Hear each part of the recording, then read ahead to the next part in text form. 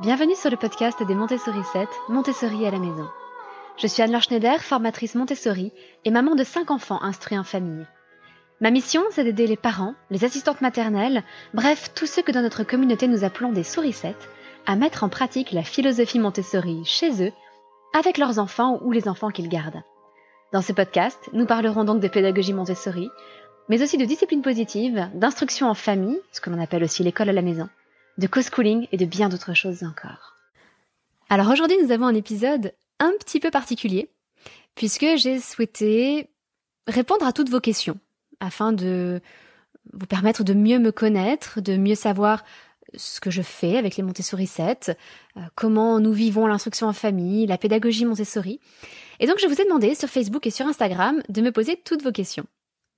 Et mon mari, Henri, a très gentiment accepté de faire le tri dans les questions, de regarder un peu tout ça, et pour rendre les échanges un peu plus vivants, d'être là ce soir pour me poser les questions. Alors, vraiment merci, parce que je sais que ça te coûte de parler dans un micro.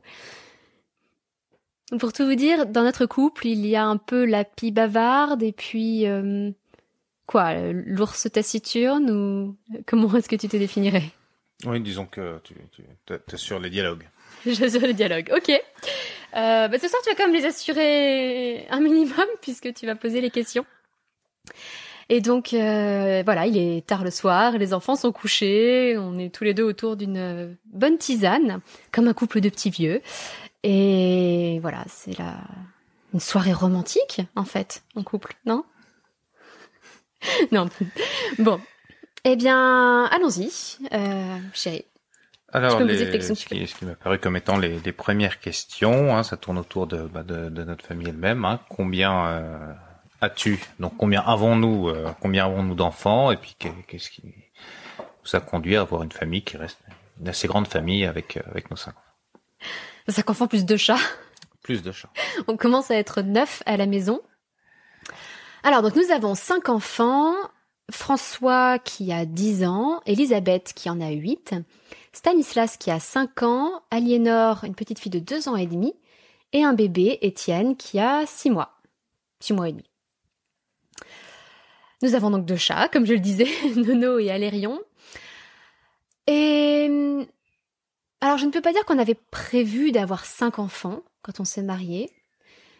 Moi-même, je viens d'une famille de 3 enfants et j'avais envie d'en avoir un de plus, donc 4. Et toi-même, si tu te souviens bien, en venant d'une famille de 4 enfants, tu en voulais un de plus, c'est-à-dire 5. Donc on peut dire que c'est toi qui as gagné, en fait. Voilà, j'aime bien gagner.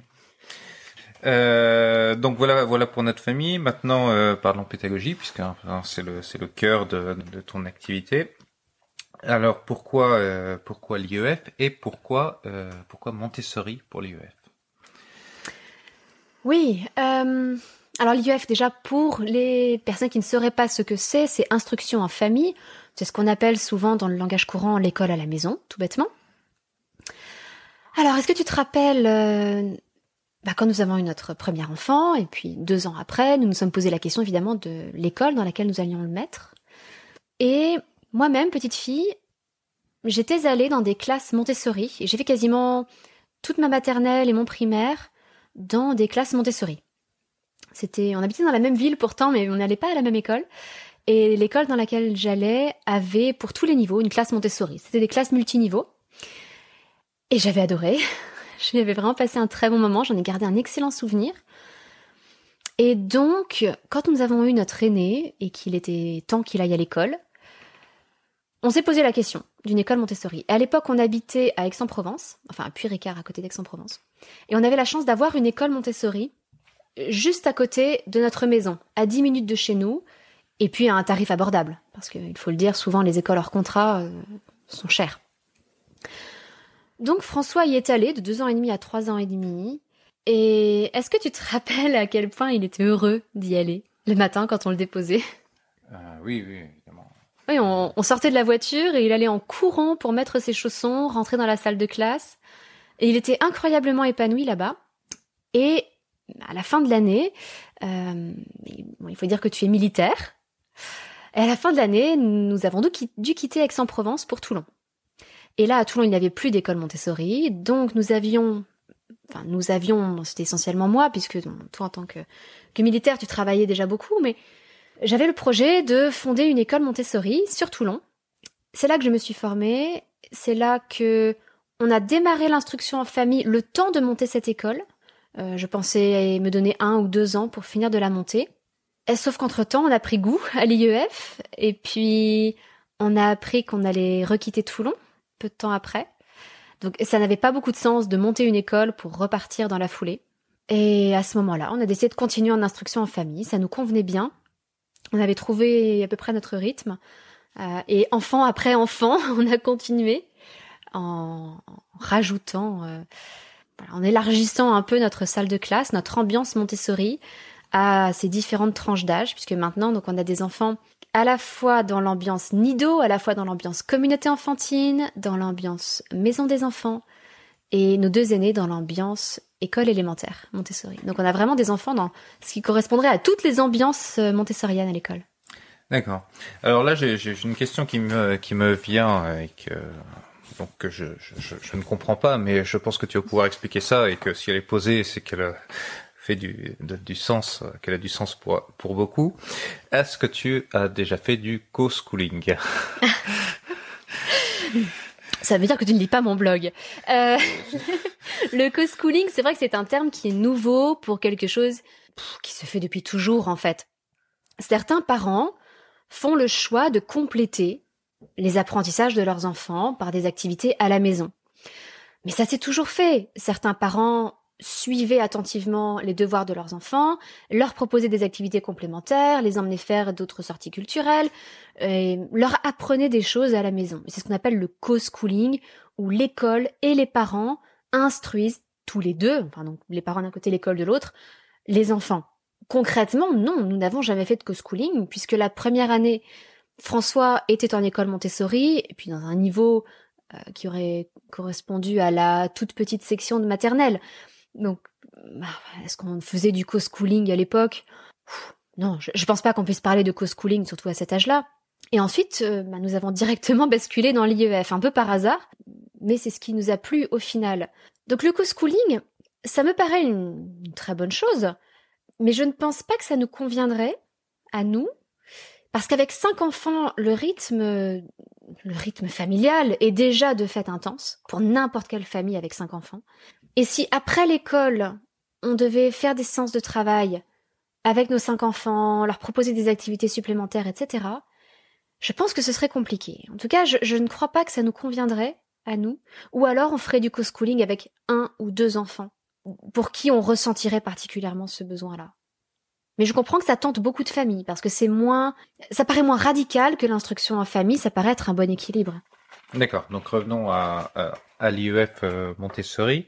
Tu l'as un petit peu évoqué tout à l'heure. Comment est-ce que tu t'es formé? Parce que en matière de Montessori, on est finalement beaucoup moins cadré que si on s'abonne à un cours, type cours du CNED par exemple.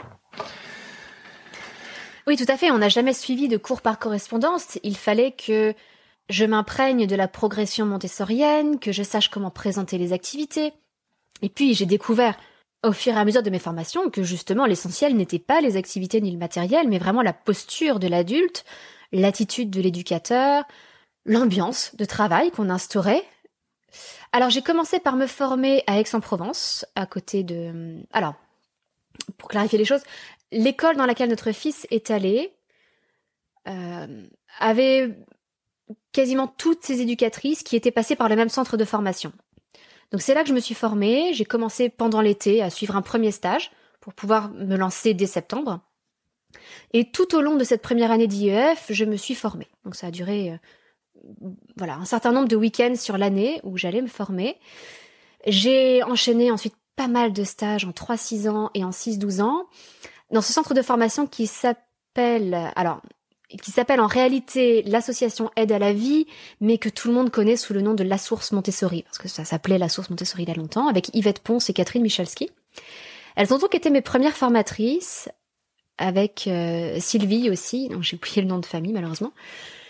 Elles ont été mes premières formatrices, mais pas les seules, parce que je considère qu'on n'a jamais fini d'apprendre, déjà, et puis que... Quand on se forme à un seul endroit, dans un seul centre de formation, souvent, on voit la pédagogie Montessori sous un seul angle. Et j'ai trouvé vraiment intéressant de me former aussi auprès d'américaines, auprès d'une néerlandaise aussi, d'une australienne. Parce que toutes, elles avaient une approche différente de la pédagogie Montessori. Je me suis aussi formée un peu plus tard, ce qui est paradoxal parce qu'on a commencé par avoir des bébés évidemment, mais je me suis formée un peu plus tard en 0-3 ans. Cette fois-ci avec Enfance Positive, tout d'abord, qui est un centre de formation luxembourgeois. Donc là, je me suis formée en ligne et je me suis surtout formée en 0-3 ans ensuite avec Nashita. Donc je me suis reformée en 0-3 ans parce que je n'étais pas totalement satisfaite de ce que j'avais appris et je ne le regrette pas. Et je trouve qu'à chaque fois que je me reforme, même y compris sur les mêmes sujets, je découvre de nouvelles choses, j'approfondis de nouvelles choses et c'était d'autant plus important pour moi que maintenant je forme des gens. Donc il ne s'agit pas seulement d'approfondir la pédagogie Montessori pour moi et pour nos enfants, mais aussi de pouvoir répondre aux difficultés, aux questions, d'autres familles qui sont dans d'autres situations. Et donc, il fallait que j'aille plus loin. Oui, et au-delà des formations donc en présentiel ou via des visioconférences, tu as aussi accumulé une bibliothèque gigantesque autour du monde de Montessori. Alors, beaucoup en anglais, j'ai l'impression. Alors pas les livres de Maria Montessori, puisque là évidemment on a beaucoup de traductions françaises, pas pour tout malheureusement. Donc la base pour moi dans une bibliographie montessorienne, ce sont les livres de Maria Montessori. Et puis effectivement, quand on fait les bouquinistes, dès qu'il y a un livre sur l'éducation, que ce soit sur Victor, l'enfant sauvage de l'Aveyron, ou la dyslexie, ou l'autisme, ou quoi que ce soit, à chaque fois, c'est vrai que je suis attirée.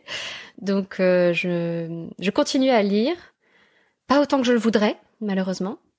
Mais c'est vrai que je profite beaucoup des ouvrages anglo-saxons, qui ne sont pas toujours très connus en France, mais je m'intéresse énormément à la psychologie, et c'est vrai qu'ils ont beaucoup de livres récents sur la psychologie de l'enfant, mais aussi de l'adulte, avec des choses vraiment passionnantes qu'on peut apprendre d'eux. Alors souvent les livres sont traduits, mais c'est vrai que comme je lis très bien l'anglais, comme quand je peux, je les lis en anglais. D'accord. Alors revenons un peu plus à notre famille. Donc tu mènes l'instruction famille pour nos enfants qui ont actuellement donc jusqu'à 10 ans. 10 ans tout juste. Jusqu'à quand est-ce que cela va continuer quoi Alors ça, tu le sais, on se pose la question tous les ans, en fait. C'est vrai que certaines familles sont totalement opposées à l'école, et ça n'est pas notre cas, ni à l'un ni l'un ni l'autre. Donc tous les ans, on se repose la question à la fois entre nous, entre parents, et aussi avec les enfants.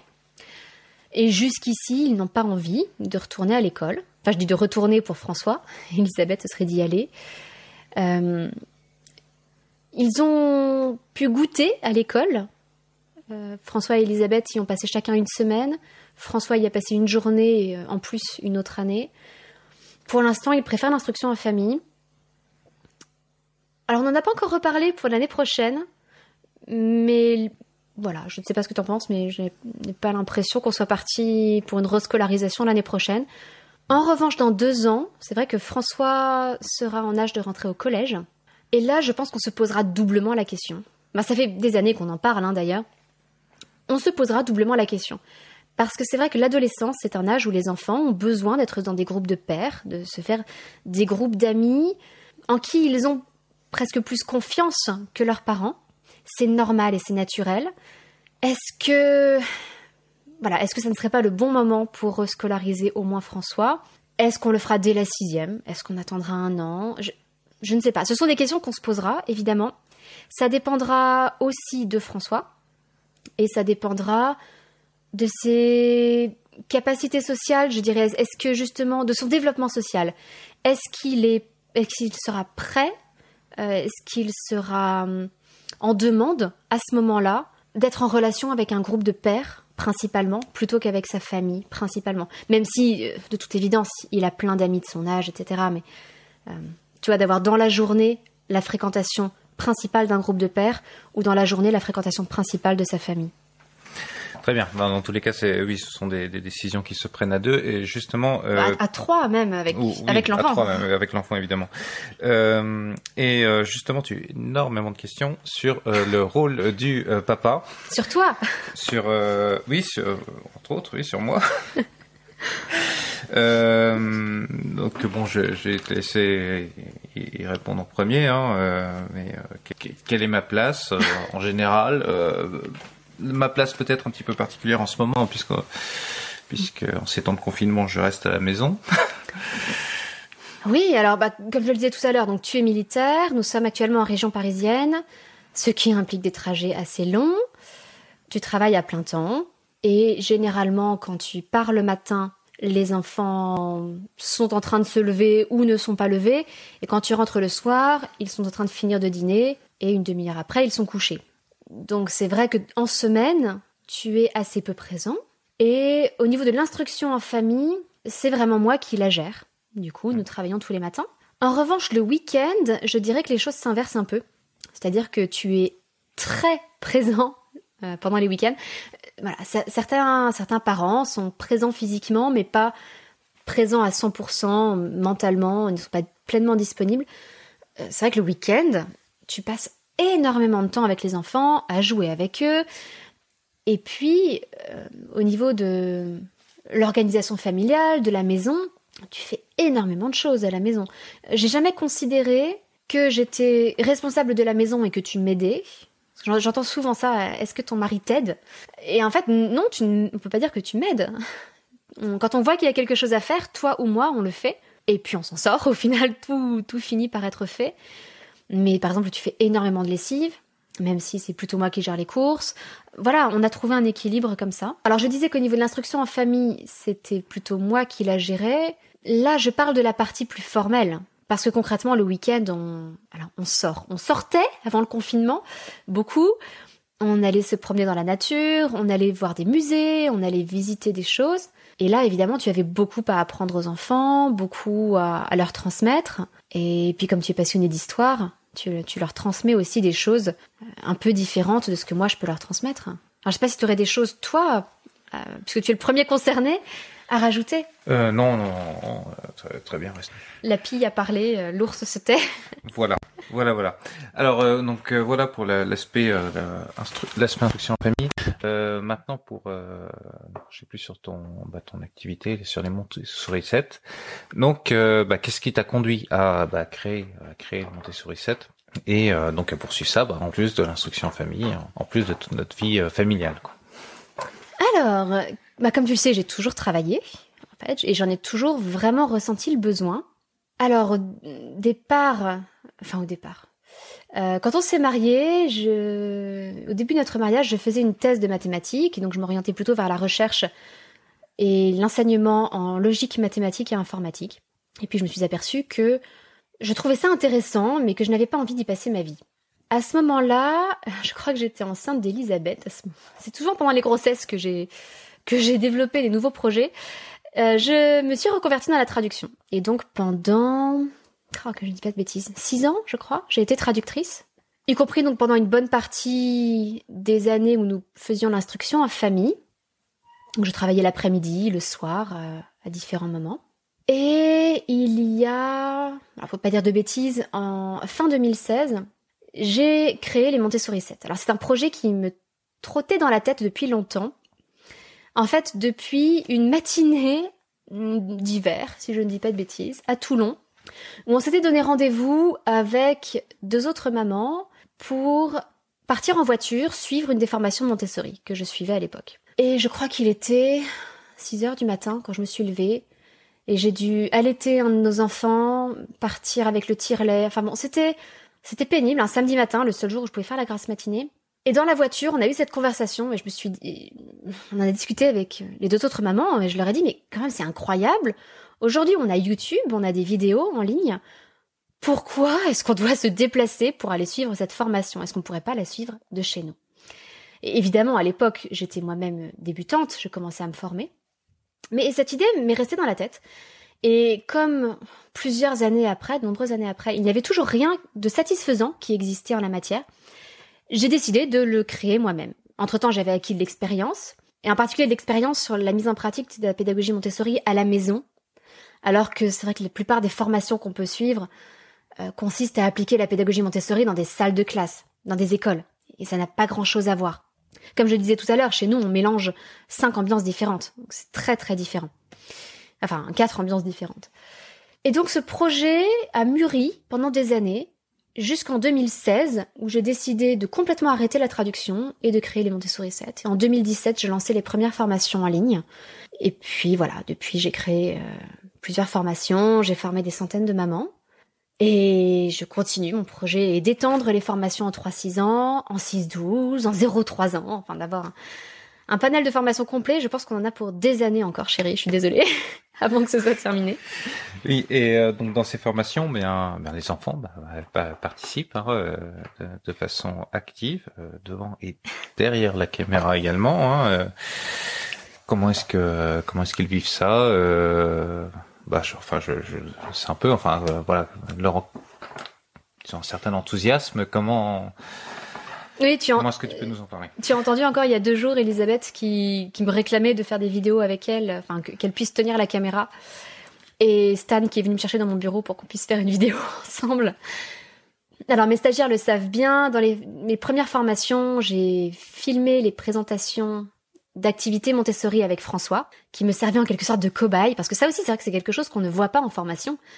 En formation, on prend toujours une des stagiaires comme cobaye, et elle joue l'enfant à qui on fait des présentations Montessori. Et c'est toujours la source de plein de questions, parce que du coup, toutes les autres stagiaires autour se disent « Oui, mais si l'enfant fait ci, si l'enfant fait ça ». Et donc, je voulais, si c'était possible, pouvoir montrer ce que ça donnait dans la réalité, avec de vrais enfants. Et donc, on en a parlé, déjà toi et moi, parce que c'était nous les responsables légaux de nos enfants. Et comme on était d'accord sur le principe, on a ensuite demandé à nos enfants s'ils étaient d'accord. Donc, en l'occurrence, on a demandé à François s'il était d'accord de faire des vidéos avec nous. Ça lui a bien plu. D'ailleurs, au bout d'un moment, il en a eu assez. Et du coup, on a tourné quelques vidéos avec Elisabeth comme cobaye.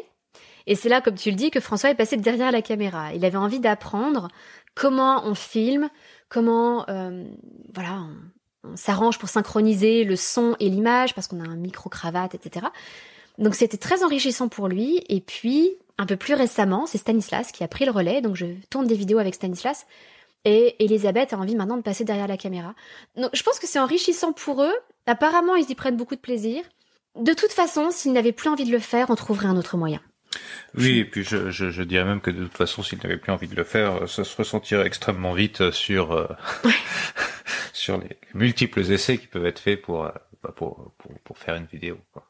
Oui. Alors d'un côté, c'est aussi un des efforts qu'on fait, c'est-à-dire que on essaie d'éviter au maximum de refaire une vidéo avec les enfants. Mais c'est vrai que sur une formation, ça fait des dizaines et des dizaines de vidéos. Donc s'il commençait à se lasser, on le sentirait tout de suite. Puis de toute façon, c'est inimaginable de forcer un enfant à faire une présentation, à faire une vidéo. Oui. Alors tout cela, ça fait quand même beaucoup de choses. Alors il semble, plusieurs personnes sont d'accord et on parle que tu as un secret pour tout faire en même temps. Tu me l'as pas encore révélé, donc est-ce que peut-être tu peux le dire ici? Le fameux secret révélé en exclusivité ce soir.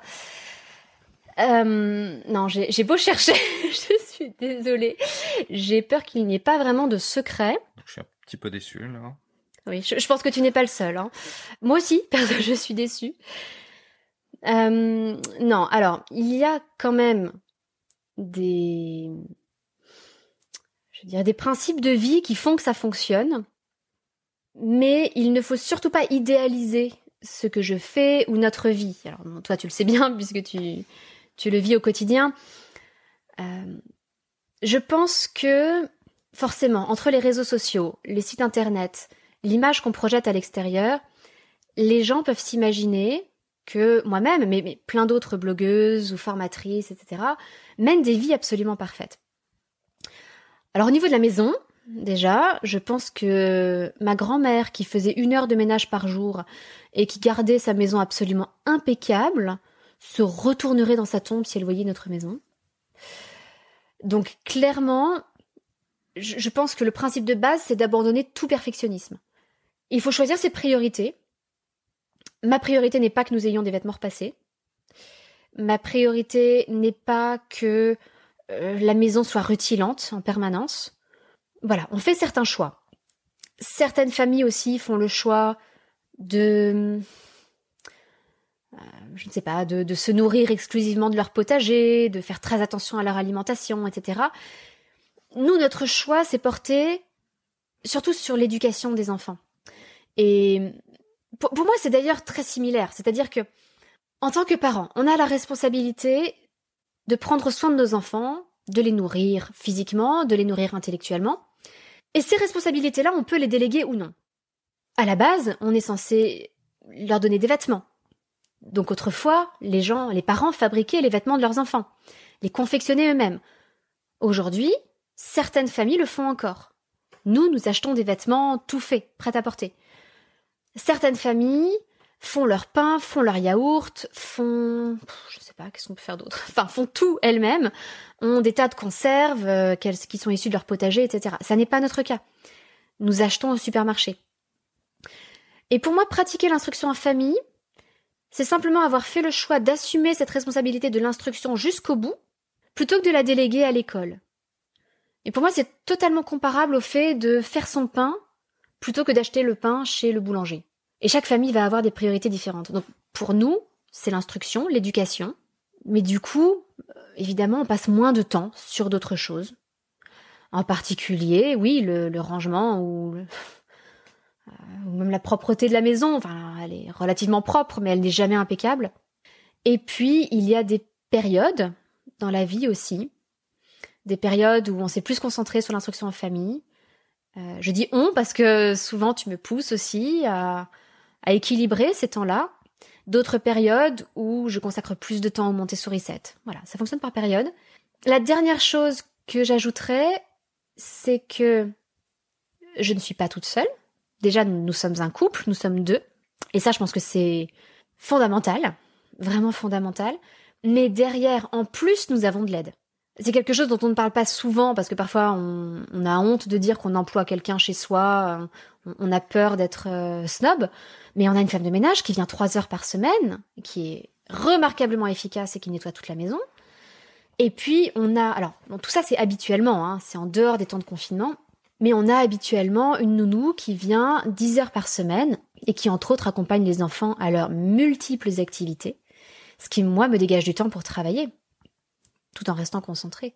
Et puis là, évidemment, pendant cette période de confinement, on a adopté un rythme un peu différent, mais bon, je pense que ça, si les personnes veulent en savoir plus, elles pourront aller écouter le podcast Une semaine dans la vie d'une famille EF. Donc voilà, si ça vous intéresse, il y a un autre podcast en ligne, Confinement, une semaine dans la vie d'une famille EF, où vous pourrez en savoir un peu plus sur notre rythme, qui a été un peu chamboulé depuis le début de ce confinement. D'accord. Alors, tu as déjà un petit peu répondu, mais il y a des moments qui sont plus faciles et d'autres moments plus difficiles.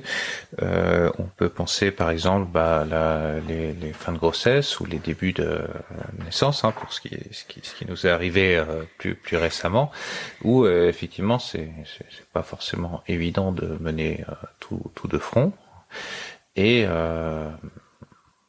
enfin même de mener une seule chose. Une seule chose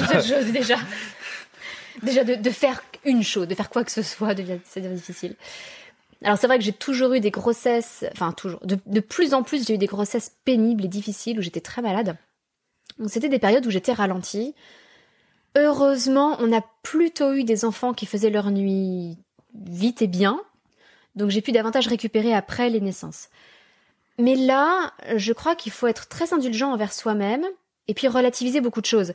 C'est-à-dire que dans ces périodes-là, on a moins travaillé en IEF et j'ai moins travaillé pour les Montessori 7.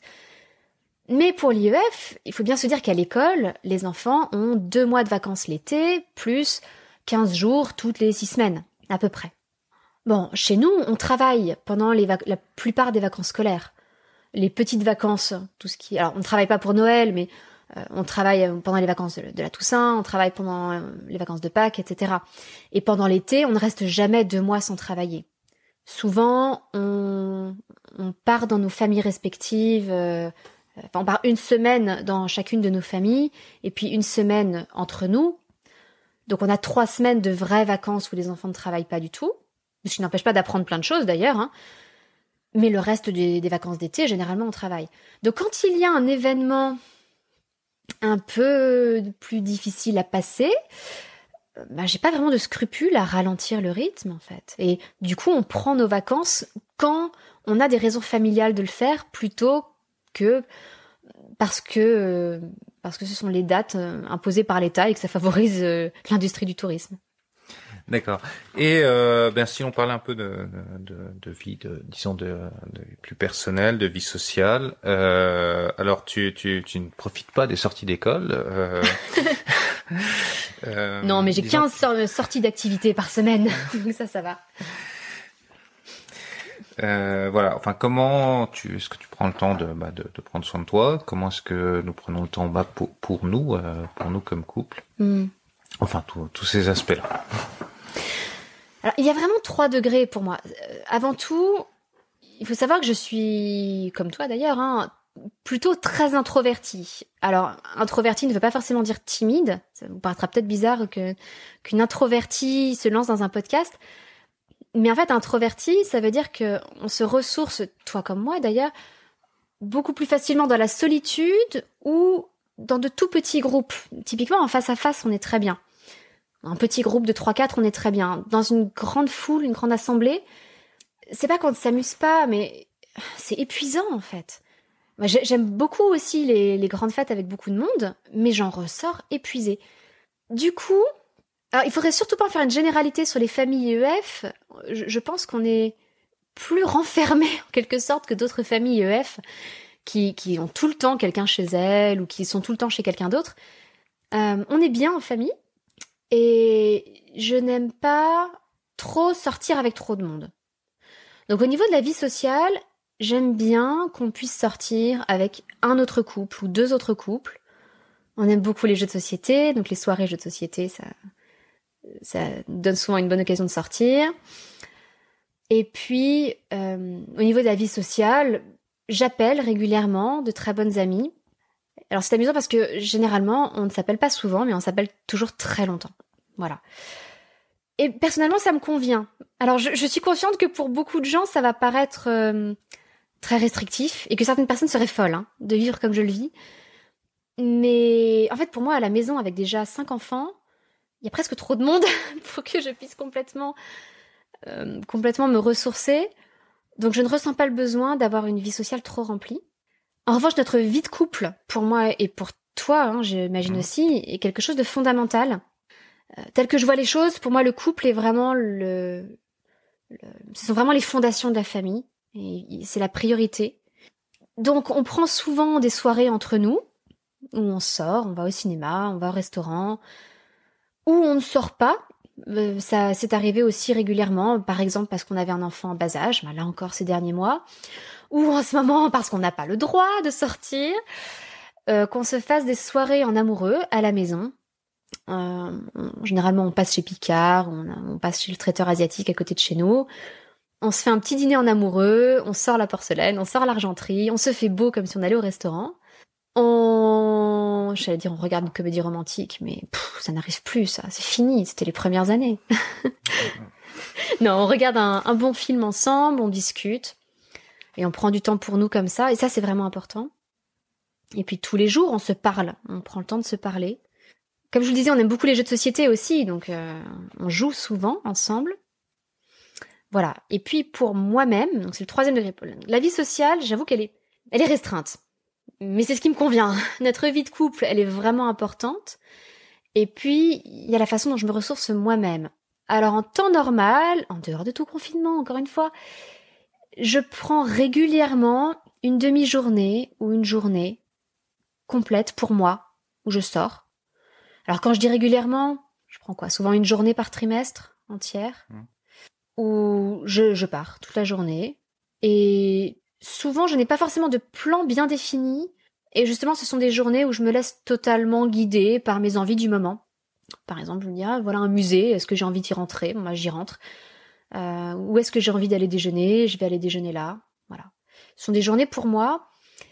Et j'avoue que s'il y a une chose que je trouve vraiment agréable, c'est de pouvoir marcher dans la rue sans une nuée d'enfants autour de moi. Parce que j'ai toujours 5 enfants dans mon sillage. Et on se sent un peu encombrante, en quelque sorte, avec ces 5 enfants. Et c'est vrai que je me sens plus légère pendant ces journées-là. Et puis, il y a toujours le temps après le déjeuner, où je me repose. Les plus jeunes font la sieste. Les plus grands font un temps calme, ils lisent, ou alors ils jouent calmement séparément, par exemple au Lego. Et moi, je fais ce que j'ai envie de faire. Pendant une demi-heure, 1 heure, ça dépend des jours. Et puis voilà. Mais on s'en sort bien. Oui, j'ai l'impression plutôt bien. Alors, quelques petites questions supplémentaires, puisqu'on arrive un petit peu sur la fin du créneau que tu avais fixé. Ah oui, alors il faut savoir que moi j'ai des difficultés à respecter les horaires, mais alors Henri, lui, pas du tout. C'est mon maître en la matière. Donc, je l'ai chargé aujourd'hui de nous maintenir dans une durée inférieure à 45 minutes. Donc j'ai toute confiance en toi, chérie. D'accord.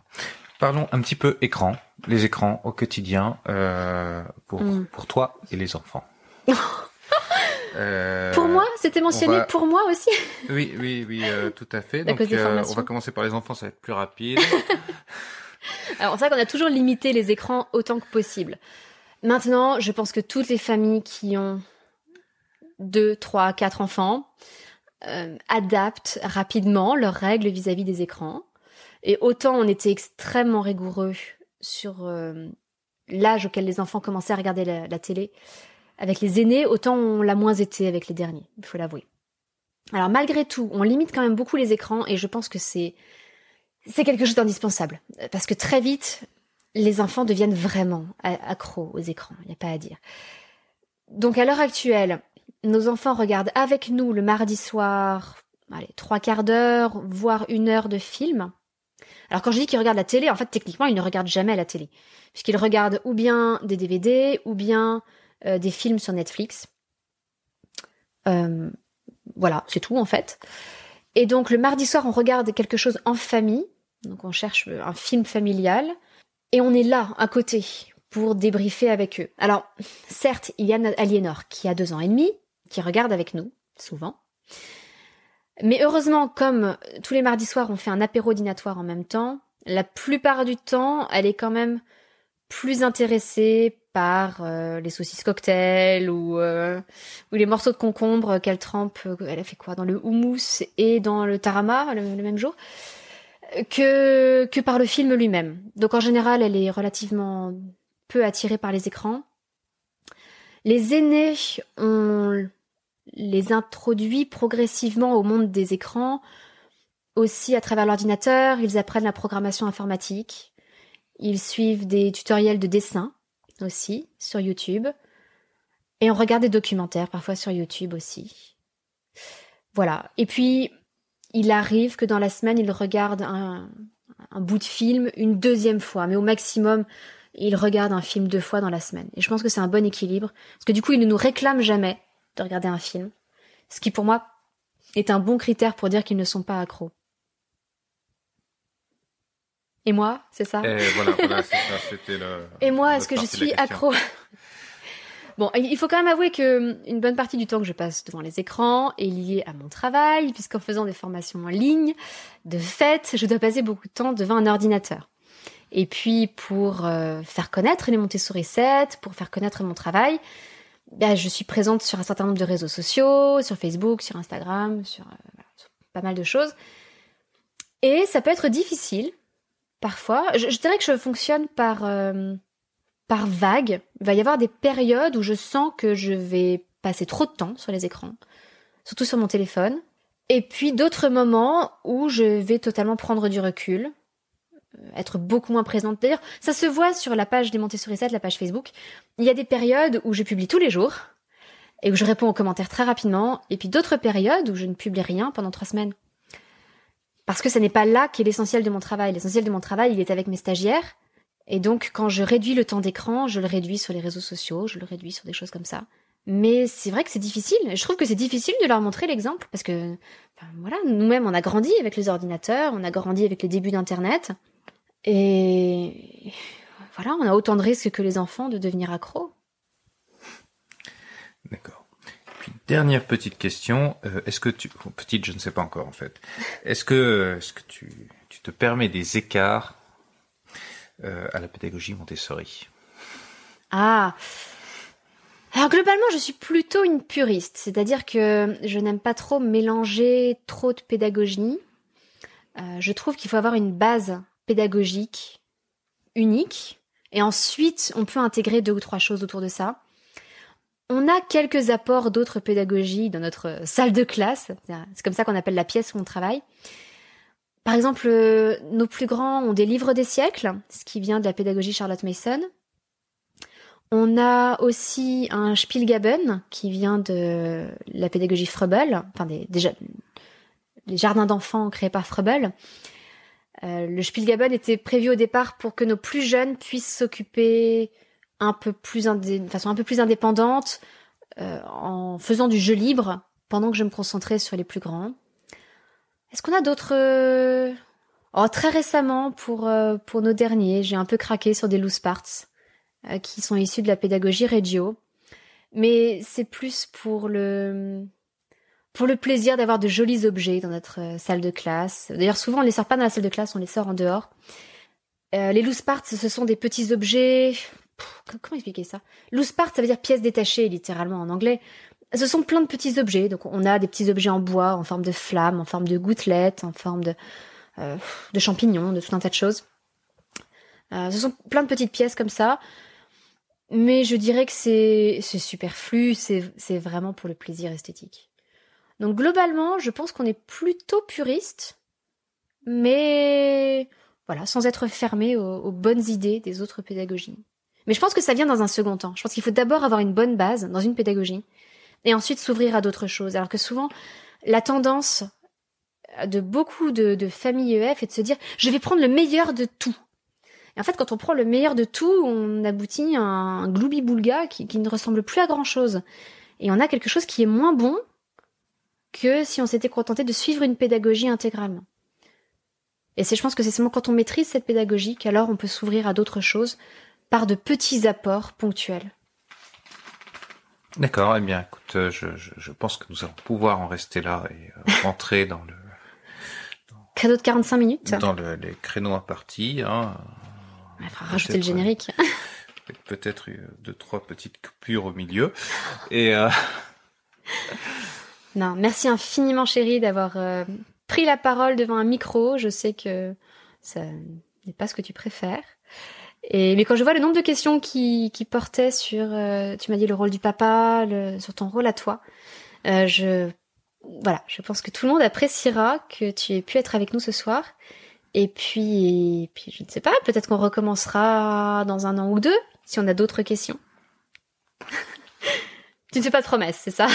Voilà. Bon, eh bien, merci. Avant de clore cet épisode, je voudrais simplement vous rappeler le concours que j'ai ouvert pour le lancement de ce podcast Montessori à la maison avec les Montessori 7. Si vous voulez avoir une chance de remporter un des 2 jeux des éditions La Caverne que j'ai mis en jeu, le jeu Mystique, les Saints de la Légende dorée et le jeu Dynastie des Mérovingiens, eh bien il vous suffit d'aller sur Apple Podcast, si vous avez un iPhone, ou d'aller sur iTunes, si vous avez un PC, voilà, je cherchais le nom, et de mettre une note et un avis à ce podcast. C'est la meilleure façon de le faire connaître et de faire passer le message à d'autres personnes que vous avez trouvé ce podcast intéressant et qu'ils y trouveront peut-être des choses intéressantes. Dès que nous aurons atteint les 100 premiers avis, je tirerai au sort parmi ces avis le grand gagnant. Et puis je l'annoncerai évidemment sur le podcast. Donc abonnez-vous pour être tenu au courant si jamais vous avez gagné. Voilà, je vous souhaite une bonne soirée, parce que pour nous c'est le soir, une bonne journée si pour vous il est plus tôt. Et si vous avez d'autres questions, eh bien vous pourrez toujours les poser sur la page du podcast. Le lien est dans la description de cet épisode. et vous pouvez me laisser un petit message vocal avec votre question que je pourrai insérer dans un prochain épisode. Encore merci chérie, et puis à bientôt.